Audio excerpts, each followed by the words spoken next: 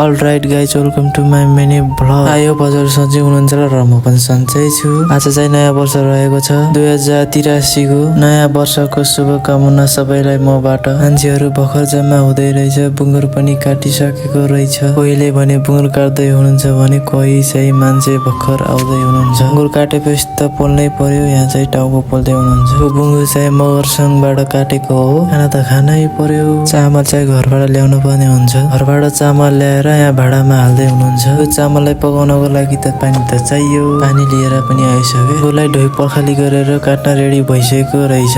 मासु त पकाउनै पर्यो। सो प्याज लसुनहरू छिल्दै हुनुहुन्छ। अब आयो कुखुरालाई पानी तताउँदै हुनुहुन्छ। कुखुरालाई टाटा पानीमा हालेर बाहिर पनि भुट्याउन सकियो। कुखुरालाई साइडमा राखेर बुङ्गुरको मासु काट्दै हुनुहुन्छ। मासुमा हाल्ने सामान पनि रेडी भएर पनि मासु भुट्दै हुनुहुन्छ। यो मासुलाई भुटेर भातसँग च्याप्प खानु पर्छ है।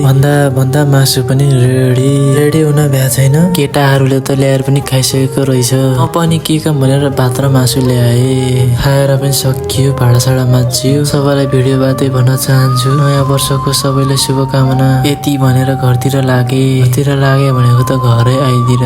साथी भिडियो के कस्तो लाग्छ कमेन्ट गर्नु होला र फलो गर्नु होला। नयाँ वर्षको धेरै शुभकामना सबैजनालाई।